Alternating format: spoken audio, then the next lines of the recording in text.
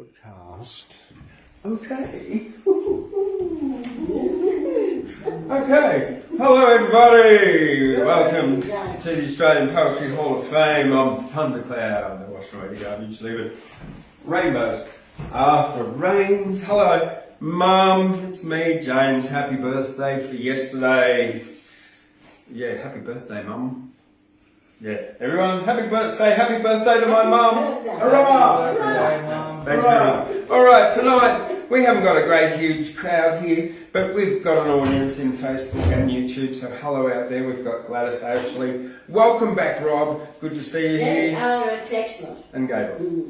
And probably a few more dropping in on the night, hopefully. Steve's still away on sabbatical. The Pentagon of Power. Oh, well, he had a funeral to go to. All right, so let's begin with the respect and acknowledging the first traditional custodians of the land on which we broadcast, banned by Camilroy land, and the continuing connection of the elders past, present and emerging, and acknowledge that sovereignty has never been ceded. On a Tuesday night here, we now have Armidale Martial Arts Academy doing martial arts classes at 4:30. And at the end of the class, Anthony Rummery, hey Anthony out there, and all the young children who do martial arts here, sat them down and said, "What's respect to you?" Anyway, I've written this one called Respect about a bit over 12 months ago, and there's one line in it. Respect is when we quietly listen from others and are not dissing. Yeah, that's just pretty much the middle line in it. But I'm going to go through, and I figure in the context of the classroom, it's what it is. It's when we just sit down, we shut up, and we're there to learn for that particular reason, and we don't diss anyone, we don't put them down, any bad behaviour, like that kind of stuff. But we are allowed to question people, of course. Respect. Respect begins with respect to self. When we nurture our bodies into health, respect has many elements of compassion that we may never know how another's life was fashioned. Respect of others has no judgment. Respect of all is like ointment. Respect of women, respect of men as the bee, the flower, the rooster, the hen. Respect acknowledges others' pain as farmers and fishers respect wind and rain. Respect ancestors, grandfathers and mothers, babes in arms, cousins, sisters and brothers. Respect sees that we're all different and each life incarnate as heaven sent. With respect we are all free to grow and learn, let others be. Respect acknowledges cause and effect, and if we disrespect others, others disrespect. With disrespect we fall from grace, as disrespect is a loss of face. Respect acknowledges another's grief, suffering, trauma and belief. Respect is when we quietly listen and learn from others and are not dissing. Disrespect is speaking to others bad, makes ourselves look bad and others sad. Disrespect is when we decide to laugh at others and deride someone else's truth and way of being. Disrespect is judgment that we're seeing. Disrespect denies another truth. Disrespect is judgment and abuse. With respect we learn and know. Respect is how we learn and grow.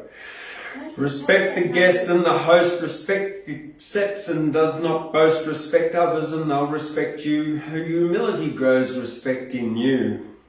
When you make mistakes, apologise as it builds respect in others' eyes. We can't know everything, all can learn. With respect we're humble, then respect is earned.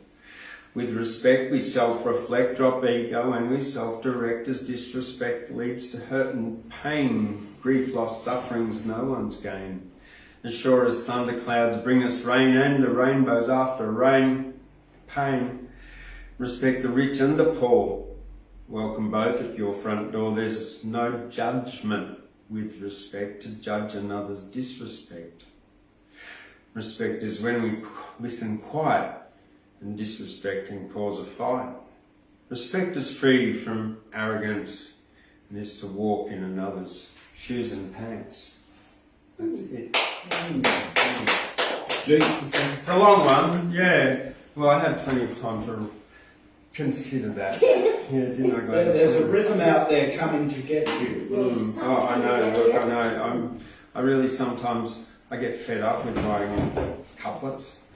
No, seriously, I do. Yeah, I get the rhythm too. But I personally, I've recently I do try to push myself out of that boundary. It's something. Once you get into it, you can end up like like Dr. Seuss. Yeah, well, I got called the hippie Dr. Seuss once. So, the member for South Brisbane in the Brisbane City Council. Yeah. All right. So Vicor Daley now. He's who I've been looking at today because I've been making a few posters up and stuff for the Hall of Fame. Victor James William Daley was born on the 5th of September 1858 and passed on the 29th of December 1905. He was an Australian poet, and he serves chiefly as an example of the Celtic twilight in Australian verse. In 1878 he set out for South Australia where he had connections, but he got off in Sydney. Then he eventually got to Adelaide, where he worked as a clerk, reputedly contributed to a small newspaper, The Star. And in 1880 went to Melbourne en route for New Caledonia, but he lost his money at the races, and he wrote about racehorses for the Carlton Advertiser. So that was actually a pretty common theme back in those days because everyone rode a horse. Banjo wrote a lot about horses and races. Okay, in 1881 he set out to see Australia, and in southern New South Wales he worked on the Queanbeyan Times. So he was a journalist. He wrote for Sydney Punch and later the Bulletin, and J.F. Archibald described him as the rising poet of this country. So that's good accolades. Right, so for a long time we didn't really have more melodious and imaginative verse in Australia from an Australian writer, and thereafter Daley's verse, much of it lyrical and often fashionably melancholic, appeared regularly in the Bulletin.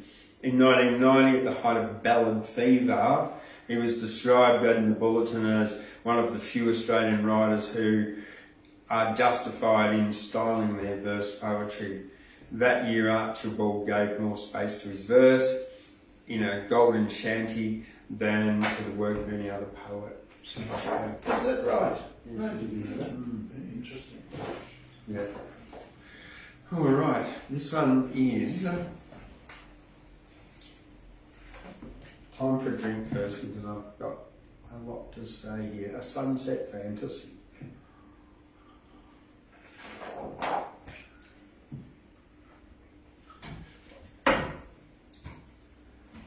Spellbound by sweet fantasy, at the even glow I stand, beside an opaline strange sea that rings a sunset land.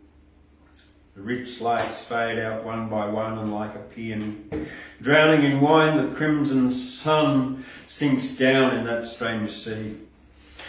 His wake across the ocean floor in a long glory lies, like a gold wave way to the shore of some sea paradise. My dream flies after him, and I am in the other land. The sun sets in another sky, and we sit hand in hand. Grey eyes look into mine, such eyes. I think the angels are soft as the soft light in the skies when shines the morning star, a tremulous as morn when thin gold lights begin to glow, revealing the bright soul within and dawn, the sun below.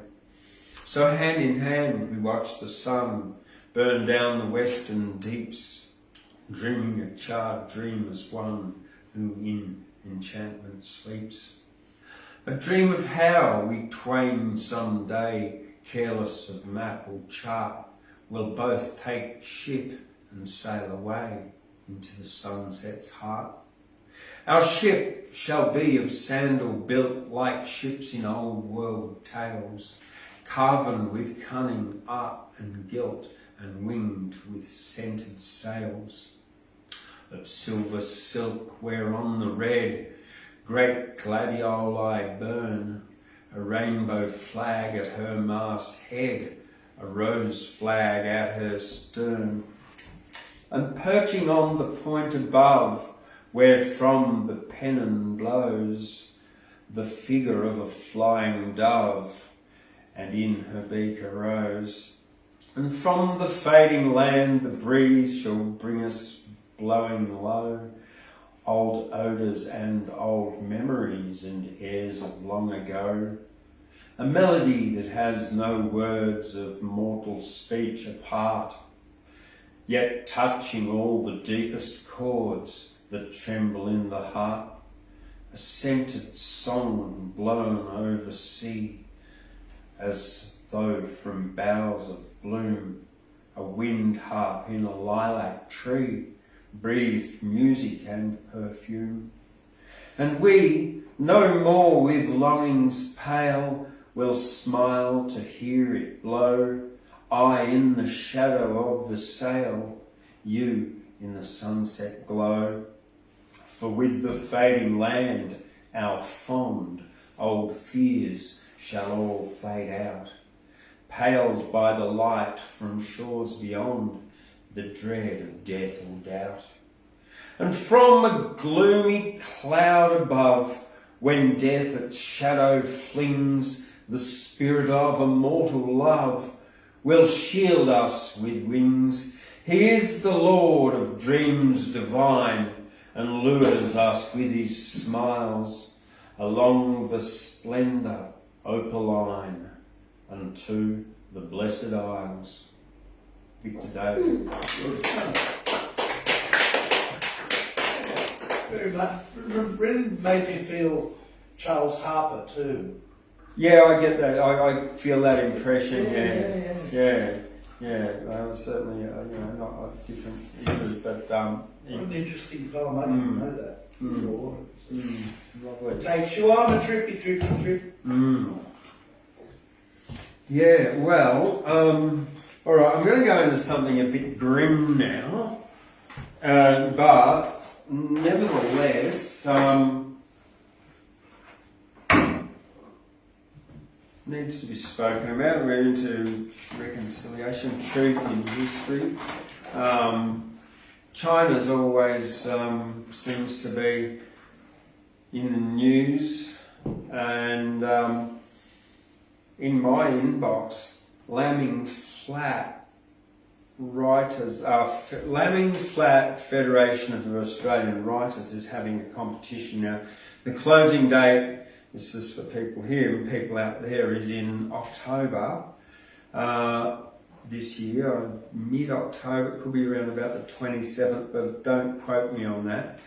So Lambing Flat is young.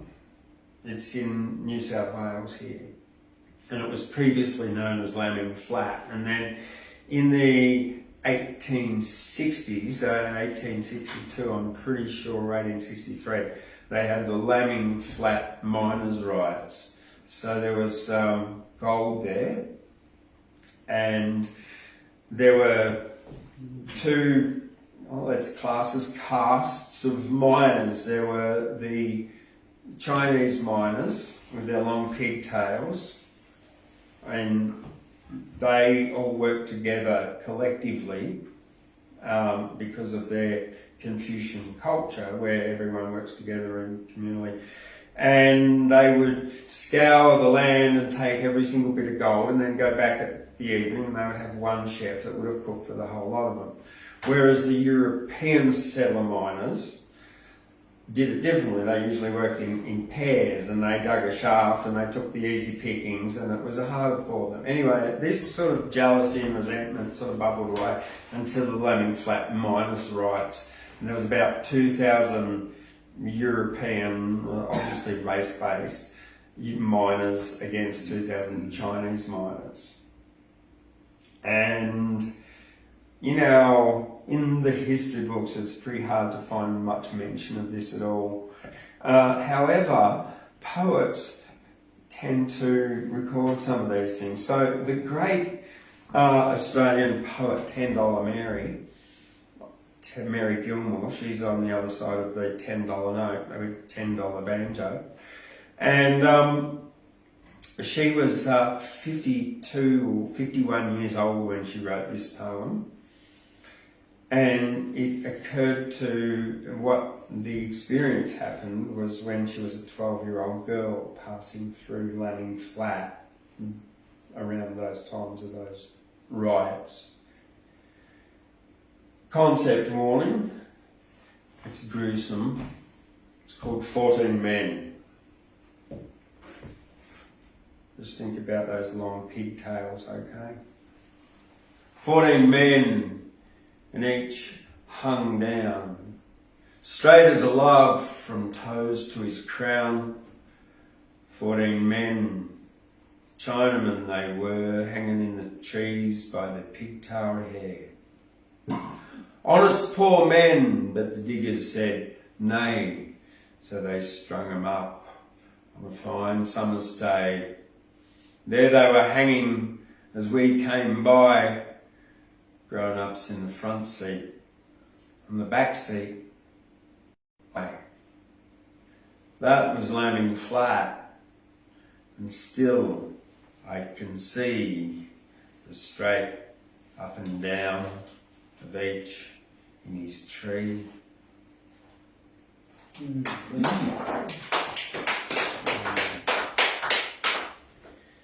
Yeah.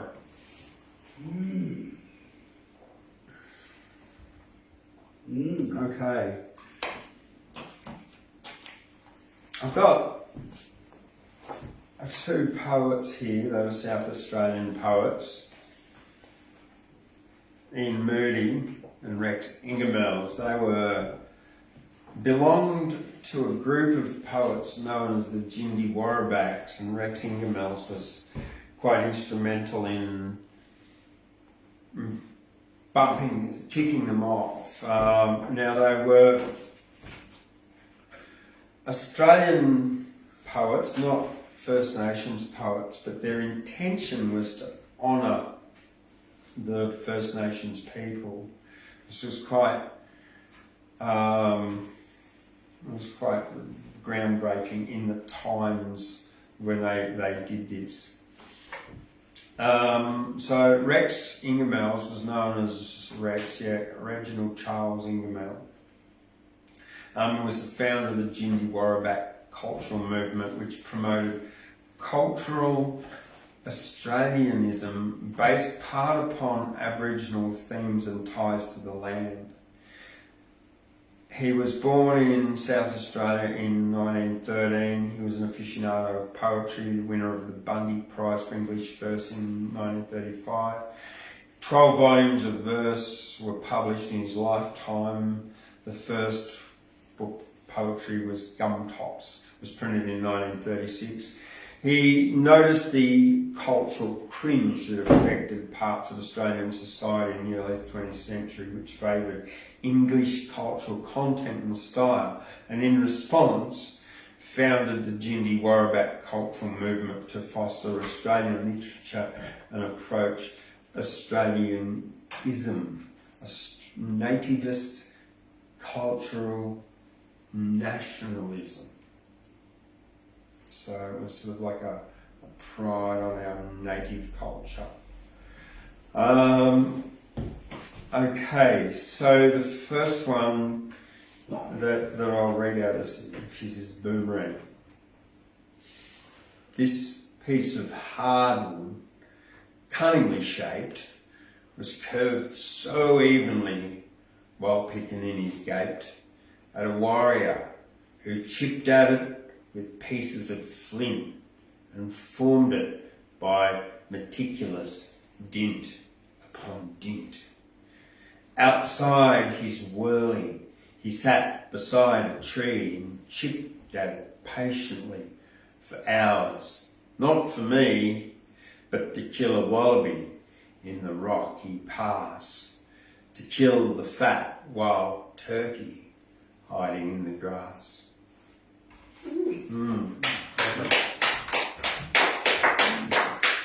Any idea when that was written? What year? No. Roughly? No, unfortunately. I could look it up, but yeah.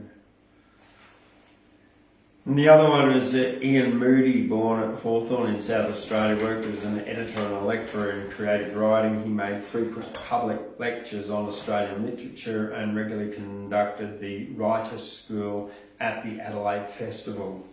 Moody was a member of the First Australia movement and was associated with the Jindiwarabaks movement. Much of his poetry reflects his passion for conservation, his compassion for the Aborigines, and his high regard for the pioneering days of Australia. Excuse me. This land, it's called, Ian Moody. Give me a harsh land to wring music from, brown hills and dirt, with dead grass, straw to my bricks. Give me words that are cutting and harsh, as wattle bird notes on dusty gums crying at noon. Give me a harsh land, a land that swings like heart and blood from heat to mist.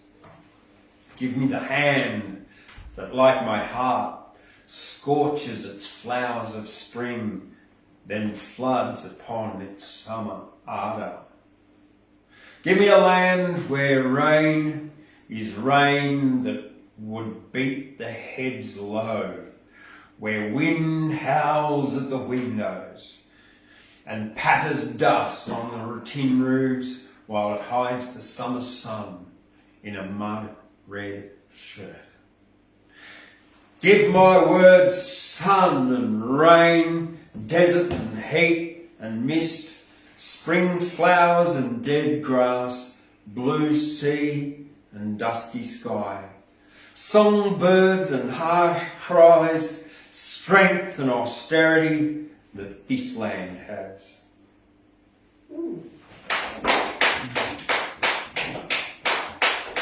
Yeah, I think a lot of these things are in the delivery. I hope I did that justice. Oh, yeah. You did. Yeah, thank you. So, on that note, I would like to take this opportunity to invite Glady Wilson up here, who's got a little bit of a new one for us, hey?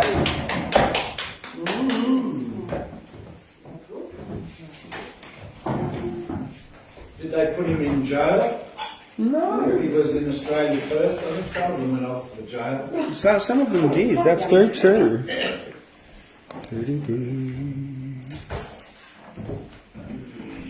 Complicated. Right now, James? We are. Well, first of all, a good evening, everyone, and welcome to the Poetry Hall of Fame. And thank James. It's nice to be back in here again, and it's lovely to have Rob back. Of course, we thought we'd seen the last of him, but no, the dead do come to life. Okay, well, first of all, I'd just like to pay tribute to our firefighters who, back in 2 years ago, fought ferocious fires very close to us. And I also like to pay tribute to those who have lost their lives in the fire, because a lot of people have, and of course a lot of properties in that burn. So this one sort of was wrote about the firefighters, and it's on our bush. Our bushland calling. Once again, we hear the call. So now it's time to play our part and protect this precious bushland that remains close to our heart. Just to feel the freedom of this wide open space must be the most wonderful gift of all, out here in nature's kingdom, with creatures great and small. But we must be all aware of this changing weather patterns, with firestorms sweeping through, as plumes of smoke now covers this beautiful sky of blue. These volunteer firemen, though, are heroes who will never give up the fight to battle raging fires that burn throughout the night. With these smouldering embers still drifting way out in the evening air, revealing the true horror of sadness and despair. Warning signs are already here. No longer can we ignore the threat of global warming that's right at our front door. While the sun rises over the blackened landscape as daybreak begins to appear, only to face the heartbreaking reality of our greatest fear. An eerie silence now hangs over the bushland, and rolling hills seem so far away as shadows start to deepen at the closing of another day. With all our teaching, surely we can learn, so our endangered flora and fauna can once again return. How does that sound? Beautiful. Good. Good, thank you. Should have it on the wall somewhere on the street for a year or so. That. Mm-hmm. Let people stop and read it. You can't publish it. Very good. Yes, that's that one.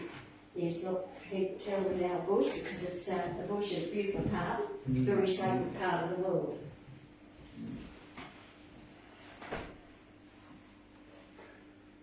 Now,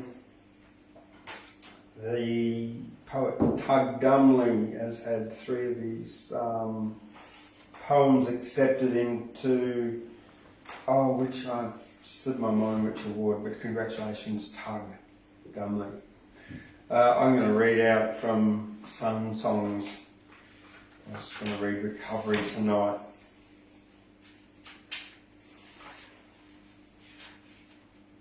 Some people, their only work is recovery.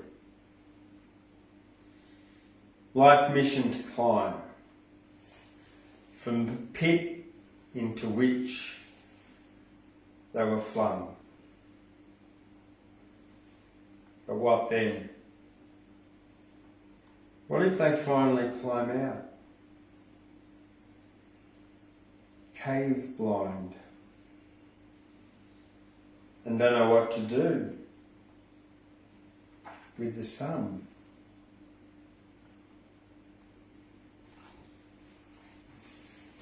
Sounds unfinished. Yeah. Yeah, it's it is. They've said, because I'll do it again just because it is, it's some people, their only work is recovery. A life mission to climb from the pit into which they were flung. So the key is that life mission to climb. Yeah. But then what? What if they finally climb out, cave blind, and don't know what to do with the sun? Yeah. Plato. Yeah, maybe they just jump back into the addiction, I'm not sure. Yeah. That's the point of Plato's cave too, isn't it? He'd know that. But it still sounds more like an introduction or posing a question. Yeah. Yeah, it's there's a certain starkness to Tug, to him, not just his work, but it comes out in the working. I think I actually have the answer to that, which I'd like to maybe do after Rob. Yeah, because I don't have it actually on me, but it's about actually. So I think it's summed up in one word, and I also got a poem about it. It's called attitude. Good. Yeah, there's some people's attitude to get out, but then they don't have an attitude to keep that constant growth. Oh, well, that is certainly taking that further down the line. Yeah, and then there's those others that do, continue that. Yeah, I think that's where we. Yeah, I take that from that anyway. Yeah, having come from Nimbin and seeing many people in that process of constant recovery.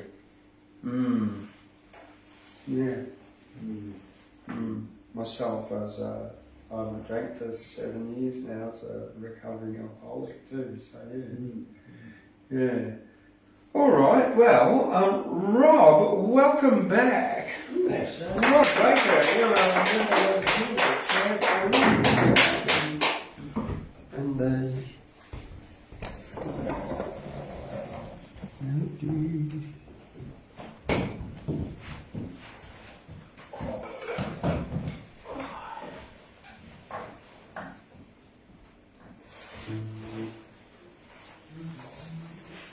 going to do 3 Irish flavoured songs, 2 Australian Irish songs, and 1 Irish.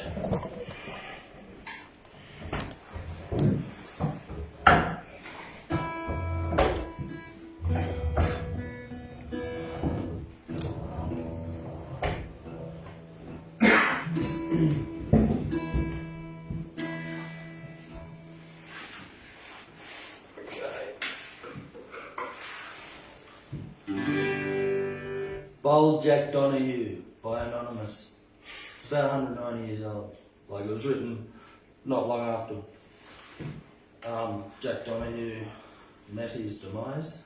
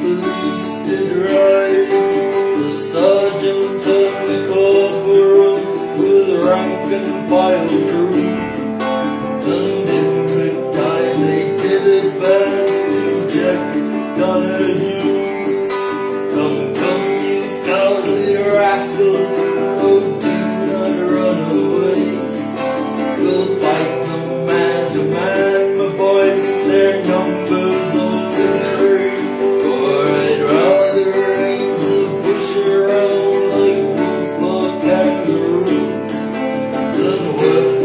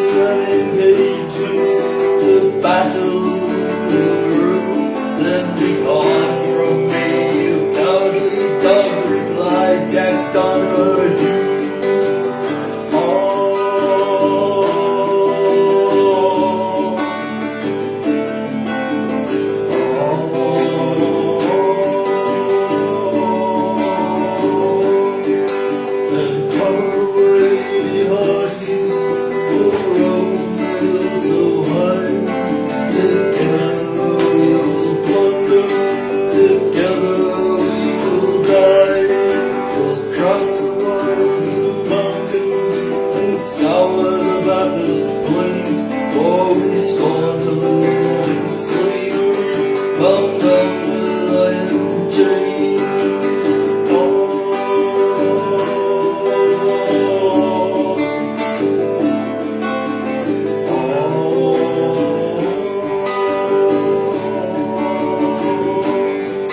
The sergeant of the horse police discharged his carabine and called aloud on Donahue to fight or to resign. Resign, you cowardly dogs, a thing I ne'er will do. I'll fight this night with all my might, cried Bojack Donahue.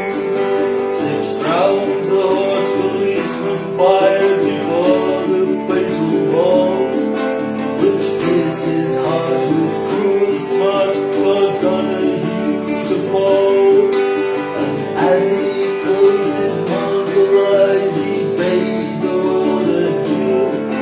Them convicts all of large and small say prayers for Donahue, and come away before he's will roam the hill so high.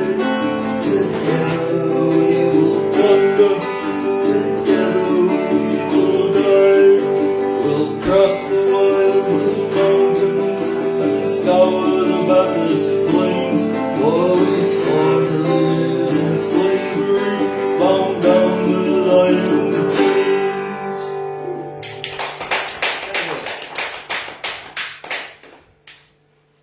Okay, here's another one in a similar vein. Old Ireland Lies Groaning by Anonymous.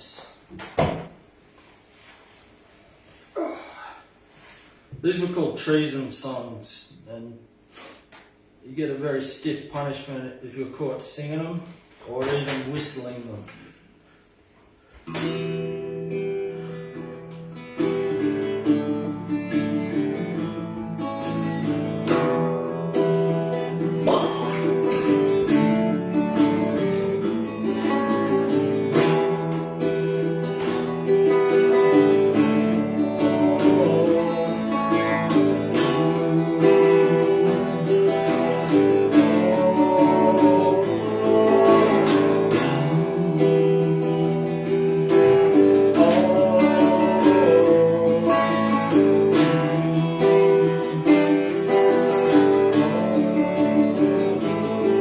Old Ireland lies groaning, a hand at her throat, by coward betrayed and by foreigners bought. Forget not the lessons our fathers have taught, though our land's full of danger and held by a stranger, be brave and true.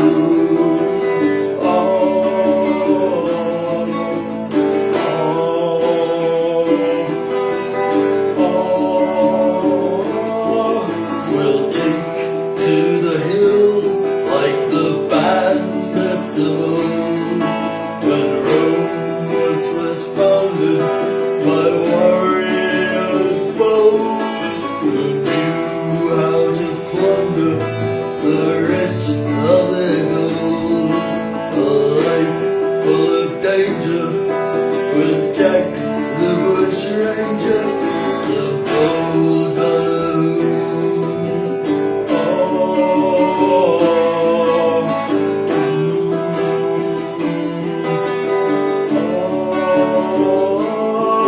We've left dear old islands, hospitable shores, the land of the Emirates, the Tones and the Moors. Sweet liberty o'er us, her scalding tear pours. She points to the manger, where Christ was a stranger and perished for you.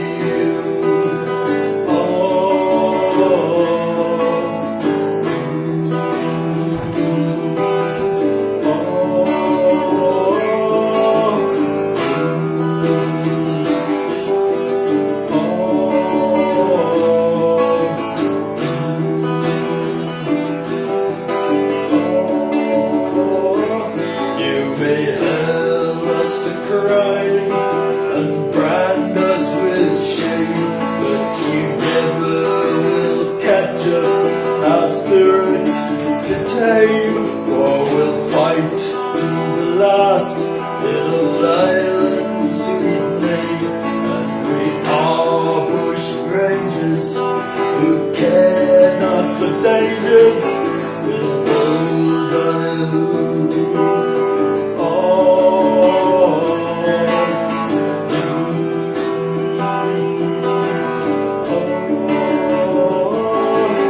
Old island lies thrown in the hand at its roots, like coward betrayed and like foreigners bought.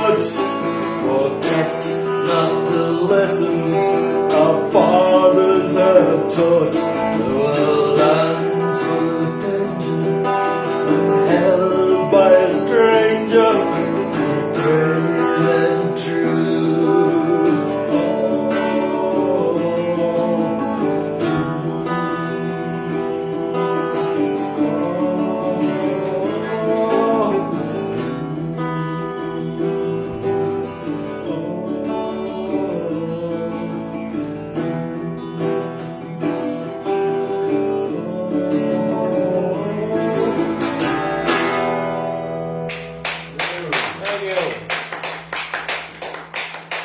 Okay, on a lighter note, It's fascinating, though. Like, it's really interesting, listening to that kind of stuff. Yeah. yeah, I like it. Mm. It's sort of almost like, yeah, the first one I did, that was really popular, like in 190 years ago. Yeah. Yeah, it was really popular. Because it was illegal, and then so it's sort of like, the people would gather in pubs and they'd sort of be doing something really naughty just by singing that, Oh, yeah. Treason was such a terrible crime back then. These days, everyone wants to, destroy the government. Yeah, it was serious business. Mm. Probably get thrown in jail for a few years just for singing that, or even whistling it. Yeah. Could you get sent here? Yeah, that's right. Yeah. Off you go and get to Australia. Okay, should we move through. Because that's an Irish ballad, that obviously. Australian Irish. Oh, so they were already here. Yeah, but Donleavy, he sort of came when he was about 21. Then his bushranging career went for about a few years, 3 years. It was 50 years before Ned Kelly. Oh, okay. Yeah, he died 50 years before Ned Kelly. He was the first superstar bushranger.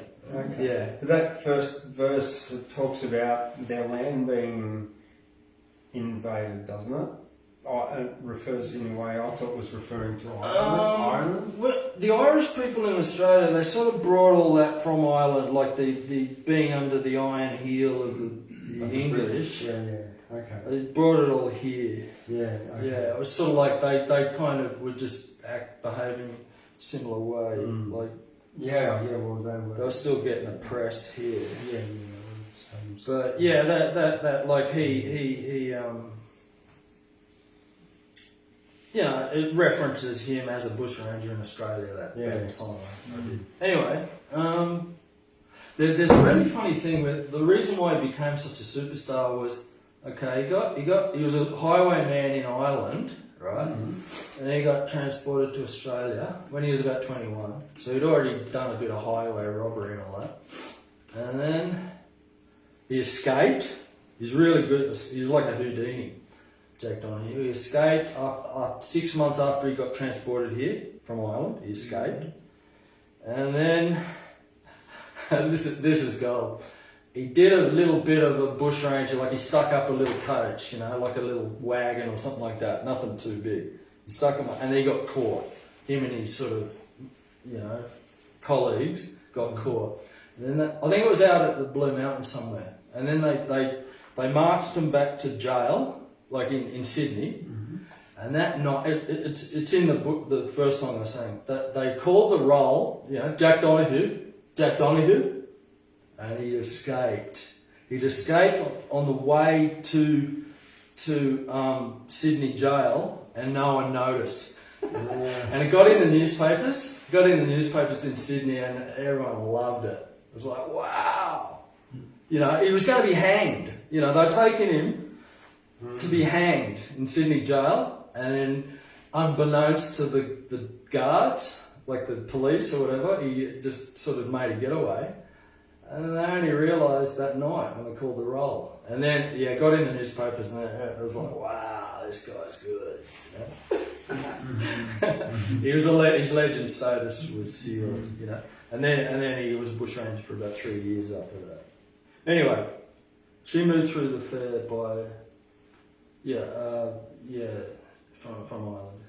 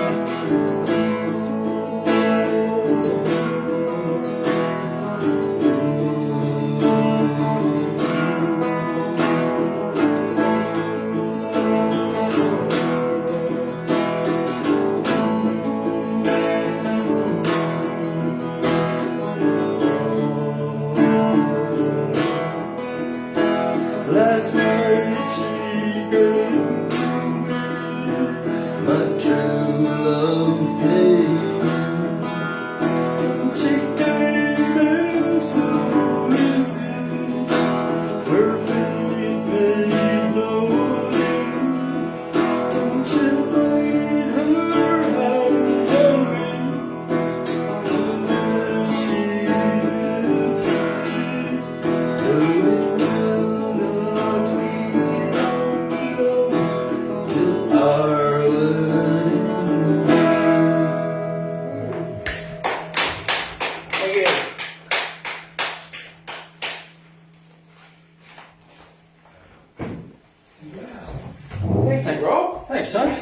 excellent. Oh, thanks, Gladys. No, it's very, very, very, very, like, I just think how lucky I am that I get to have, like, great poets and performers and all kinds of people here in my own backyard, in my home. I don't even have to go out at night. Yeah, I make the party. Attitude, this was an attitude one I wrote 5 days ago. What's your attitude to life? Embrace peace or trouble and strife? Anger, fighting, guilt and shame? Take responsibility or shift the blame? Are you in fear, survival, greed, pride and craving things you don't need? What's your attitude to life? Do you embrace it and do you thrive? Take some action, not just sit. Grab life by the horns and steer it. Wake each day and create beauty, joy, and attitude that's great. That's man, quick like out there. You're a short one. Salute. Hey. Hallelujah. He wants us to go out there. We'll have to take our He wants you to viewers. go out there. We'll have to take our viewers. Shame you can't take that out and talk to him. Yeah, well, no, because we're busy.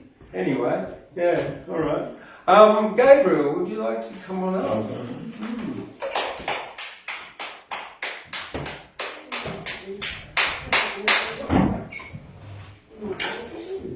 Sorry? He might want to come in for something. He might I might want to recite an ode. Well, who knows? An ode from the passing stranger to the passing stranger. Yeah, To the stranger. Sounds he good. might. There's a tip for a song for you. The ode of the passing stranger. Let's go read to it. Yes, it has a break to this song. The ode of the passing stranger. Ode of the passing stranger. No, the ode of well, the ode.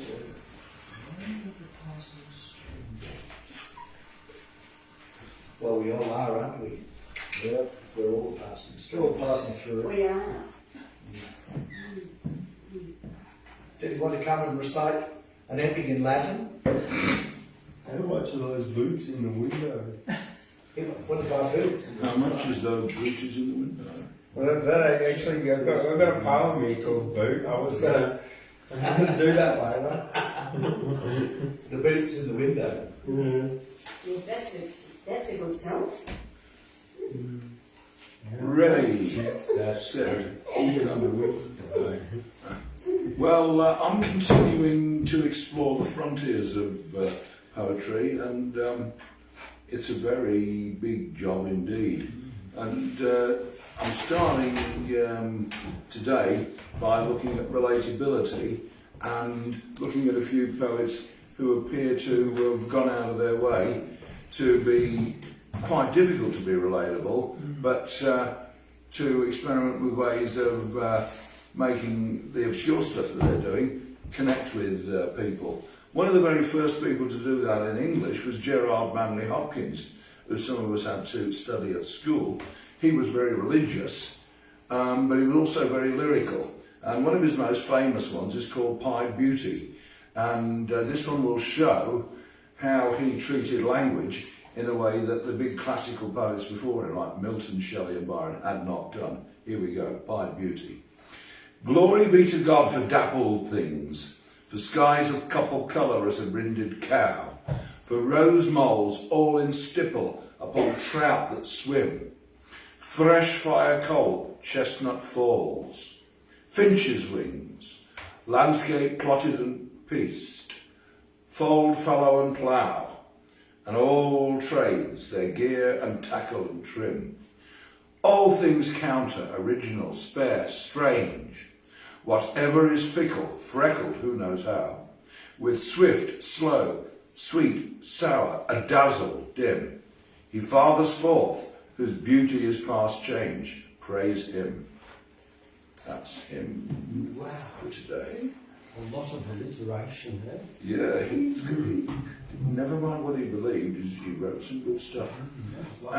And for my next bit of tricks, during the First World War period, and before Picasso rose to fame and the Cubist movement was born and flourished, What's not so widely known as the Cubist painters is the poet of the Cubists, who was a friend of these guys, and they were mostly guys, called Apollinaire. And the Penguin version of Apollinaire translates quite well. And one of the things that he did was take visual patterns, like a star and a mirror, and made poems of them. So I'll read out two of these patterned ones, and then I'll read out a short regular poem that he did. So here is the star one, and it reads, "The evening star, a punctual gem, shines like a Raja's diadem." So you've got the top of the star as one line, and the bottom of the star is another. It's quite hard to read, as you can imagine. And then we've got the mirror one that reads,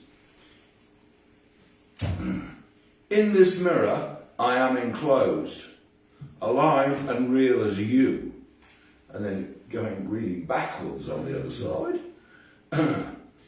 "Imagine an angel's not as reflections are in here." Weird? Say that again. Imagine angels and not as reflected in here. That's it. That's interesting. It is, isn't it? And makes you wonder where he was wanting to go with that. And here's a regular one of his, just short, called Annie. "On the coast of Texas, between Mobile and Galveston, there's a great big garden overgrown with roses. It also contains a villa which is one great rose. Often, a woman walks in the garden all alone, and when I pass on the lime tree bordered road, we look at each other. Since this woman belongs to the Mennonite sect, her rose trees have no buds, and her clothes no buttons. There are two missing from my jacket. This lady and I are almost of the same religion." That's good, isn't it?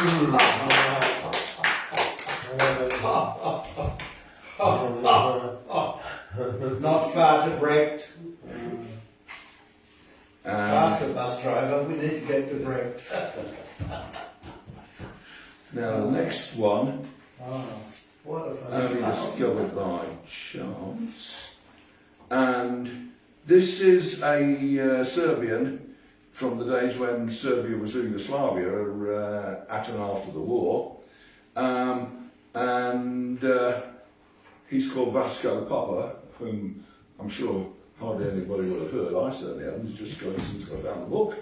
And Ted Hughes wrote a big introduction to the book saying what this guy was about, what he stood for. I'll read the key bit. "Vasco Papa uses his own distinctive means. Like the others of his movement, he gives the impression of being well acquainted with all that civilization had amassed in the way of hypotheses. Again, like the others, he seems to have played the film of history over to himself many times. Yet, he has been thoroughly stripped of any spiritual or mental proprietorship.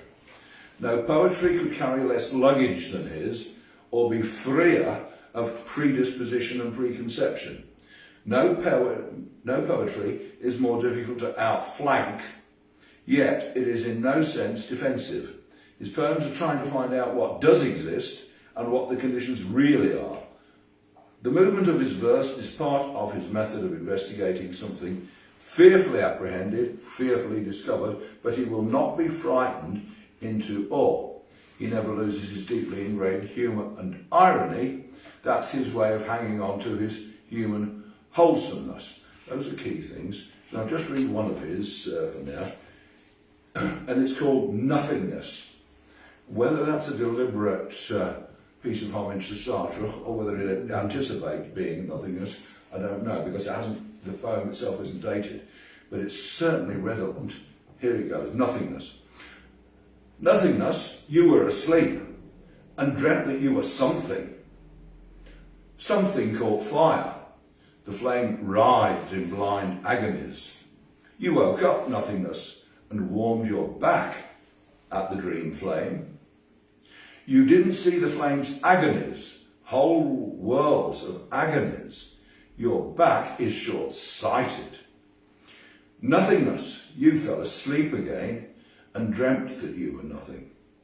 The flame went out, its agonies received their sight, and they too went out in bliss.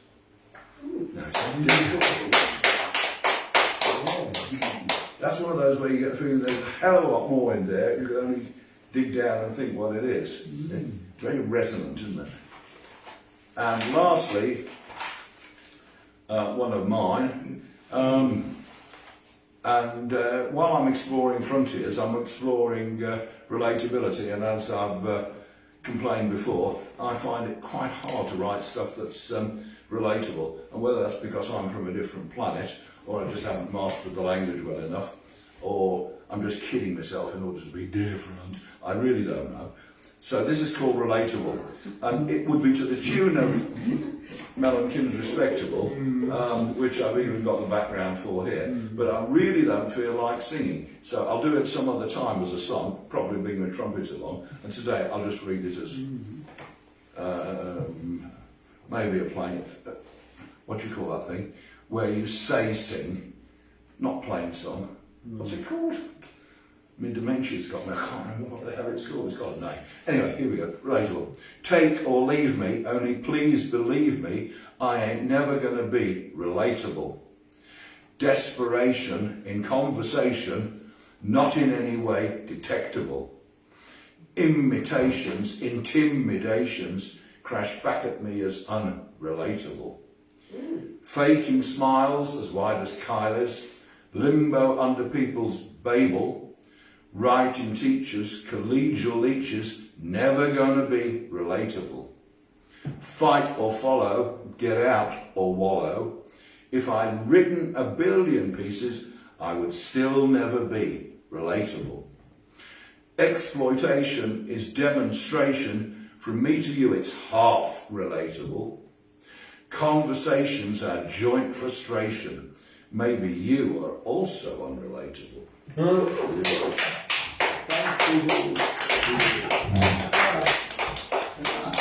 Well, that was a new Serbian poet. Or template.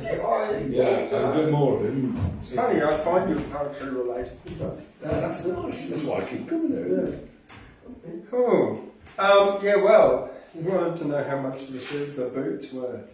And this is what I came out the other day, 2 days ago. His name is Boo. He's not so cute. Thinks life is beaut and always a hoot. Likes to play flute, which he'll toot. Weaving with jute, also plays lute. Boot is not mute, of fine repute. Bit of a brute. Wears a tailored suit. Head like a boot.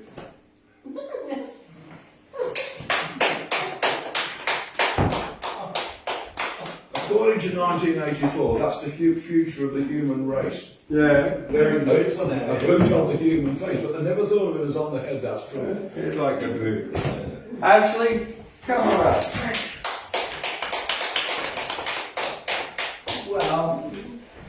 Well, I think I'm out there happening somewhere or other. Sorry to get to the camera slowly tonight. I've been channeling the ra-ra-ra. That's like Paul doing opera. I'm obsessed by opera too. And I'm also obsessed by this picture of Fremantle. Gladys can never believe that I gaze at it like a religious icon while the poetry and songs here are taking place. Every Wednesday I walk up and down that street while listening to James croon in rhythm and the professor get ready to blow his trumpet. Well, here I am, hip hip hooray. Hypothesis. I've only got one today. And my hypothesis is that will stimulate your sense of order and confusion and order. No, I lie. My hypothesis is implicated in being a buffoon. I do have my trusty 3 rulers: hypothesis, implication and parameter. And I must apologise. Last week I made a fundamental scientific mistake. I was lying on the floor, gazing at the ceiling where I live, between the floorboards and the ceiling, and I realised that one can make a crystal with 3. I said last week one has to have 4, but I can make a crystal with 3. That way and that way. As I have a crystal on my wall, a Japanese crystal logo, and I realised, I've led 8 billion people astray by saying that I needed 4 rulers for a crystal. 3 will do. So there we are, Mr. Albanese, still in love with hypothesis, implication and parameter. I wrote this seated at the table, and it has a strange resonance with Apollinaire. My sister Natasha, who lives in this house still, loves Apollinaire and Baudelaire. I think, if I remember correctly, Apollinaire died as an ambulance driver during the war, or the professor will look it up. He worked as an ambulance driver, and I think he died shortly after the War of TB. He was Polish and multilingual, a fount of consciousnesses.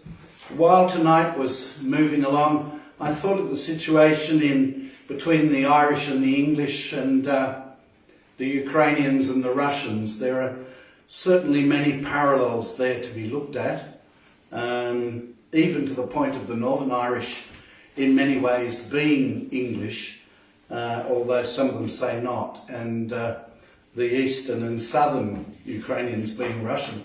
Even to that point there are analogous things.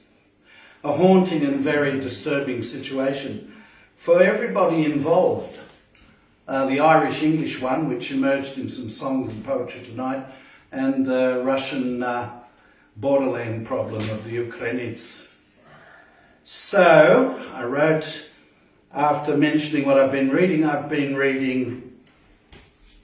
an analysis. I don't think I can hold the third one for an A. Oh yes, I can. I've been reading an analysis of the classes in Chinese society, 1927, by Mao Zedong. And although it's a short essay, I've made notes, and I have to write many pages about it, relating it to the template of the Australian situation. Because in the end, it all comes down not to the Nietzschean hero on his horse, thunderbolting up and down Bridge Street at Urella, but to the collective, to the group ability to be a group or not.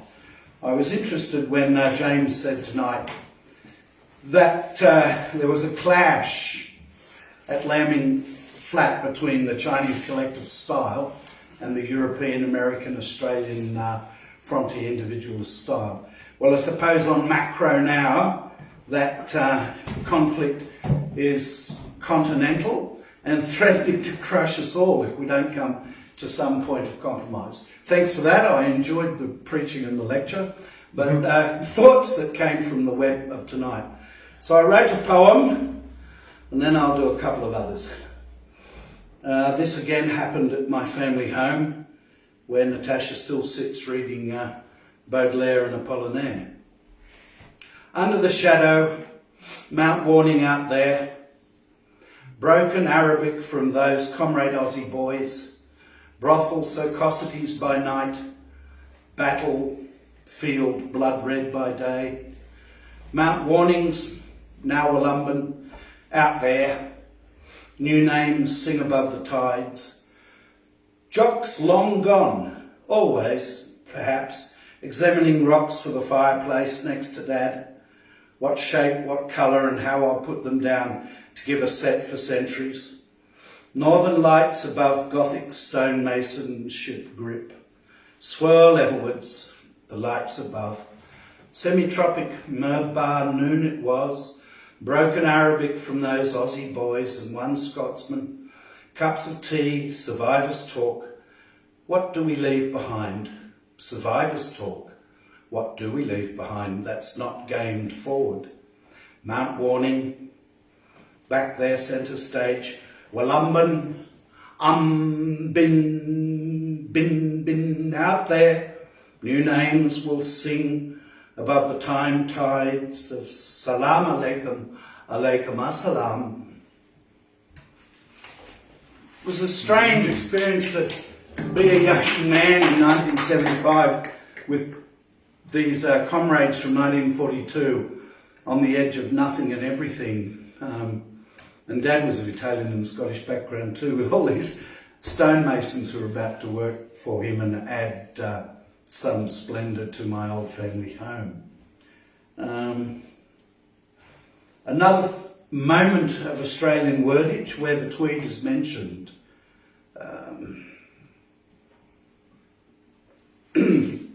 Marching up and down the street, talking about analysing class behaviour, and by the by, when Mao wrote his essay, which we all should read, An Analysis of Classes in China 1927, we were on the edge of a world war in 1927. Fortunately, it did not break out, but many people suffered in that year because it nearly broke out. This is traditional and relates to something of the mood of Rob's rich formants. I love the word rich formants. I hate the word poor formants. There ain't no work in Burke, no lucre in Echuca, damn all at Blackall, things are crook at Tullarook or Musselbrook, got a feed at the Tweed, no feeding at Eton, everything's wrong at Wollongong, might find a berth in Perth, in jail in Innisfail, got the arse at Bulli Pass. Yes, well, there we are.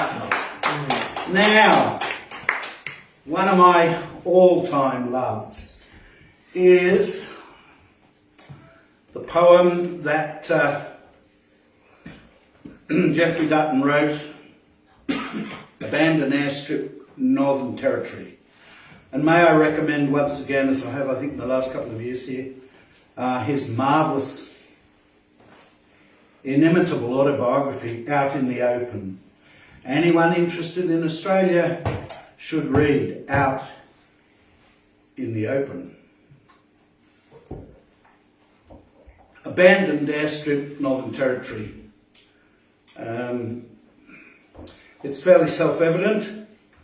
In the moonlight, comrades meet. Not my dad and his Scots mates, but Dutton and his soldier fellows or airman fellows moving north with reflections and thoughts on northwestern Asia. Interesting how we always call it the Middle East, but for us geographically, it really is northwest Asia. Anyway, Abandoned Airstrip, Northern Territory. And it ends with the words that haunt me and that every week of my life I think about. And won't spoil it if you get the end at the beginning at the end. We're all equal, none are wild. Abandoned Airstrip, Northern Territory. At 2:30 on the moonlit taxiway, amongst the dispersal bays where only moonlight is dispersed, in trees around the silent runway where only the moon is airborne, on the bright flash of an uncontrolling tower, sleep, gliding, crashed. 6 warm, wakened people, listening wider than daylight now. Terrible, that cry, mixture of howl and bellow, deep in the pale, tall territory grass, fluid as the building corridors, the multitude of mountainous, solitary anthills hide. Some lone creature silently pacing, quiet as drought amongst hard nights of hated stars. There, again, a mad bull. No? The whites of woken eyes follow the whispers, the wounds in those cries. are human, the pain and fury. They make the night air rub like a madman's cheeks against a rifle. Remember the drunk half-castes and a worse white at that slatternly pub. Murder would be a trifle, too as much rum as that. Again the height goes higher, the roar climbs nearer to a howl. There's always a man who makes a joke to prove to himself that he is brave. He generally is. A bloody dingo, I tell you. Shove a towel in it. Tell him I'm not going to move. Bulls and half-castes. Oh, Jesus. And so it is. The true high breaking note, moving fast now, round the dispersal bays, towards the take-off point of the empty strip. One last word from a sleeping bag. The ghost of some poor bastard who must have had his chips here, landing or taking off. Plenty of ways to go in. A murmur from the bag beyond. More likely a Yank still waiting for a blonde. Dingo! Lone howler on the strips of death. No matter whether ghost or still drawing breath, outcast and individual you remain, and all we offer is the bait of pain. This night that also you have offered me, to remember the reward of being free. A few, Frank, Sandy, Sam, Paul, Jeff and Lee, some shot or burnt in air, some hit by sea, as hardest land. What's left is left to me. And when our friends go solo, we sing with all our might, Paradua ad astra, up you Jack, I'm all right. The parts of war were parts of a machine, but all the machines were individual. Spitfire, most elegant but not too lean, sensitive to the stroke of fingertips, easy mistress of the loop and roll. Kitty Hawk, broad back and solid hips, vertical vengeance, dropping like a stone, brutish buffalo of the big belly, Mustang and lightning, and the one homegrown humble Wirraway, and humbler fellow the tiger moth, that had all things done to it and suffered all within its fabric suit. Each landing, stalling, turning differently, not even one tiger exactly like the next yet, all scrapped now and like lost air crew, dead. Already the proof of being unperplexed sounds on the taxiway from each warm bed in most untragic snores. And presently, the dingo too is quiet. There are men, odd, even who value comradeship much more than singularity, and never again will comradeship be close as in a war. One from the same battery at El Alamein drove to Alice Springs to shake their hands. At Port Augusta they were on the road again. In Syria at Tennant Creek one spoke from the sands of Sidi Barani. Who the hell was he? Good blokes all, or at least they used to be. Moonlit airstrip, silent now. What high-octane illusions of freedom roared airborne from you? In an age of dead kings, we pilots were emperors of the empty sky. As plain a target for holes to be shot through, our ermine was the clouds, a royal fur for falling out of and revealing less of individual than of nakedness. Yet when we landed, a beer mug in the mess frothed over all of that spare happiness. It is perhaps the worst evil of war to give that sense of belonging and of love, and all for death, which peace cannot restore. Freedom means loneliness, a place to move about in, round which no one sets a border, names the time and target, gives the order. Lacking lions and wars, our country bred in us a fear of loneliness instead. And when the two wars came, it was no loss to mates of the Birdsville track or of the cross. Each man was free as a drunk, AWL. and even if he wakened in a cell, at least it had a door that he knew well. Frank, Sam, and all the rest, I hear the oath with which you greet the holy comradeship of Anzac Day. Greater bad luck you both would call it, leave the love. You'd rather slip out after the dingo than be yarded however highly cattle are regarded. Dingo! Lucky brute. No stranger calls you mate. You are nobody's good bloke. You share no plate. In a world where millions hanker to belong, you have the courage of a lonely song. Nice irony that abos breed the dingoes up to earn the government bounty on each pup. But you at least may truly claim to be genuine vermin, the badge of being free. An anthill shaped like a monster. Oh, sorry, there's a Freudian slip. An anthill shaped like a mother and a child is watching me. My friends and those I love are sleeping, while I alone still watch the moon. Those cries that scarred the silence are all healed. Fire deaths have long burnt out, and where tire-spun little anthills are heaving through the tar, love can be shared, death not. However brave, years of freedom walk by on their own, and loneliness will never have a child. Love takes its sharing moment, that we have high above ant and airstrip as the moon, with friend or lover, mother, wife or child, in bed or cloud or desert, none the same, the sharing and the loneliness of love we have, where all are equal, none are wild. One of the great expressions of white fella continent, Terra Australis, I think. I think in many ways he did so much for this country. The dozens of books he published, the 17 or 18 he wrote himself, and some marvellous acerbic, timeful poetry. His poetry always has, for me, a feeling of time and times.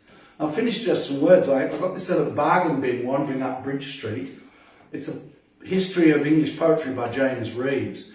I sang and read out of his excellent anthology of Edwardian English writing. And I've agreed with a lot that he says in this and disagreed with much of it. But there's a quote I'll finish on tonight from Chaucer. And next week I'll read a poem related to the First World War that Stevie Smith wrote. I might get Steve to read it. There's some resonance between it and him. It's the most extraordinary thing in many ways I think she ever wrote. The English were haunted and haunted by it. It's called A Soldier Hero of Us, which is incorrect grammar, isn't it? A Soldier Hero of Us. It's a very haunting poem. And Chaucer said, I'd never read these words before that I could recollect, and I thought, wow, what a magnificent expression of being here and not. I'll just give the couple of sentences leading into the quote that Reeves uses about Chaucer. As with Reeves and as with many people, I love Chaucer profoundly. The attractions of both characters fascinated him, men and women, in that generic sense. However much we applaud the rich comedy of his mature art, we must recognise that some of his most appealing lyric poetry springs from the other side of his nature, the side that despised the world and the competitive struggle for advancement. Well, we also think he committed rape and murdered, but I don't think when James Reeves wrote this book in the 50s that information was available. We're not certain, but it looks as though he got up to some skullduggery, as all spies seem to do. Dominus Sanctus Spiritus. These are wonderful words, however. What thou art sent, receive in buxomness. The wrestling for this world asketh a fall. Here is no home, here is but wilderness. Forth, pilgrim, forth, forth, beast, out of thy stall. Know thy country, look up, thank God of all, hold the highway, and let thy ghost lead thee, and truth shall thee deliver. It is no dread.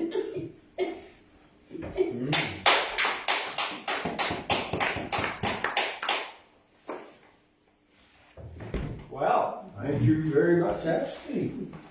1941 to 1975, I called my dad and his comrades with their rusty Arabic underneath the arches. Mm-hmm. That house has arches. Oh, well. Well, since people are doing quotes, here's one of from the American author Phyllis McGinley, and I'll follow it by a quote by the great Australian author, or poet, I should say. In Australia, this is I'll do it in an American accent. In Australia, not reading poetry is a national pastime. Phyllis McGinley.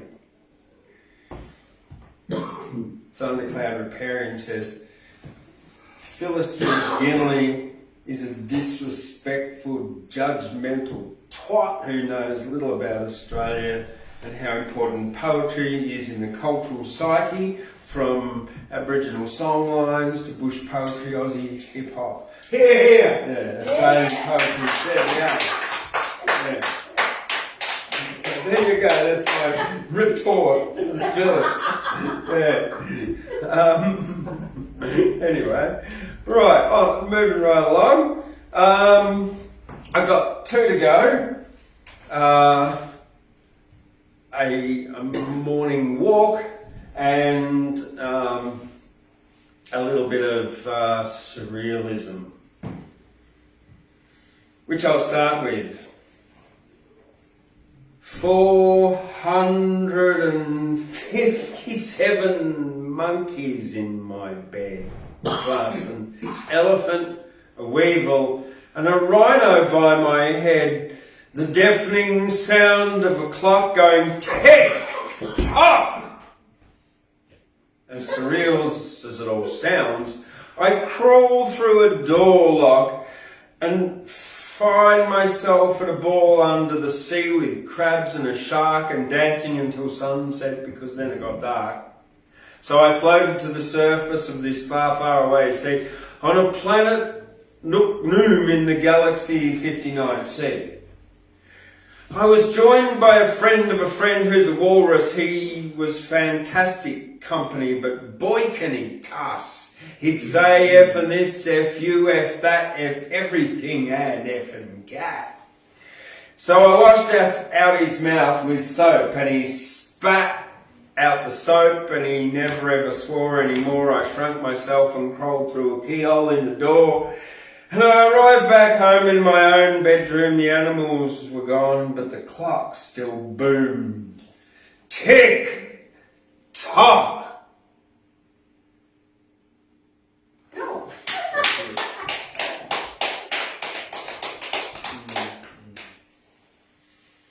And this was like my walk the other morning in the dark. It's really nice in the morning. I really, really like it. It's cold. It's really cold, yeah. And if you got to run to get warm halfway through it, or I just run and I get warm anyway. Like this morning, I just ran. It was like felt like minus 12 or something. They said this morning. I don't know. Early morning walk and meditations. Stepping out into the cold winter morning, a few squats to begin with, warm up the knees, it's below zero, good morning, Di. Why aren't you in bed? I'm awake. Turn left, approaching the golf course, there are no lights. Waning crescent moon recently risen, and there are no dickheads about this time of day. I think to myself, the enveloping darkness is gentle on my eyes, relaxing my head, peaceful, stressless. Early morning walks alone, breathe deep the cold air, break into a run. Stop to listen. In the pseudo-silence, absent of human noise, except my shoes on the bitumen, tingle of a zipper, jingle of the keys in my pocket, kookaburra laughs, rooster crows, currawong song pre-dawn, choruses of frogs. Do they ever sleep?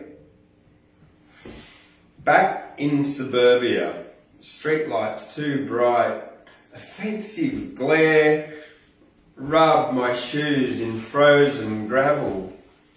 It sounds different to unfrozen gravel. Olera Street. I take my shoes off. The bitumen feels cold through my socks. I take off my socks. Cold bitumen's initial shock. Rooster crows, tender feet walk on cold, rough rock until I can't bear it anymore. Heaters in homes burn. The stars look very different at 5 a.m.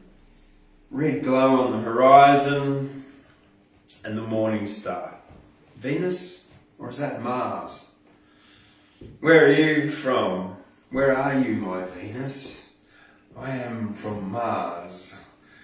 Phil delivers milk early every morning, often in shorts in the winter.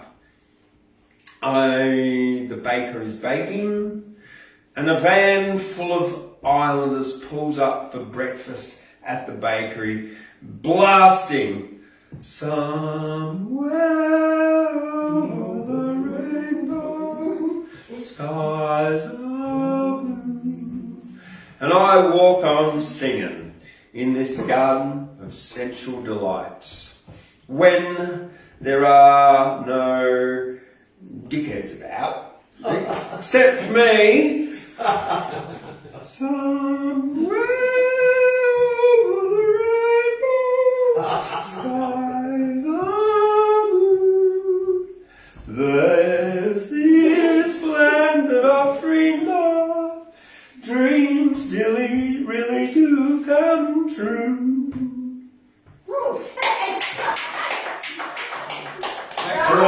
Back to a colonized star. And the whole walk, the intention of the walk was to remember all that thought process as I went down and then put it down when I got home. And as soon as the islanders come, I was like running home to put that on the end, yeah. All right, well, thank you very much, everyone. We've got the Saturday market here on Saturday. I think the Gyra Hub is doing their barbecue this weekend, if they're not COVID isolating, because they're closed because of that. And as well as that, we've got Saturday Vanuatu Independence Day here as well. So that is the afternoon. I think they'll be starting about 4 o'clock. It's a free gig as far as I'm aware, and if it won't be more than $10, it's probably got free food, and there'll be lots of dancing and singing and lots of cultural events. It's alcohol free. So yeah, if you've got nothing else to do, come on there. Thank you very much, and we'll see you next week. All right. Well, that was fun. Yeah.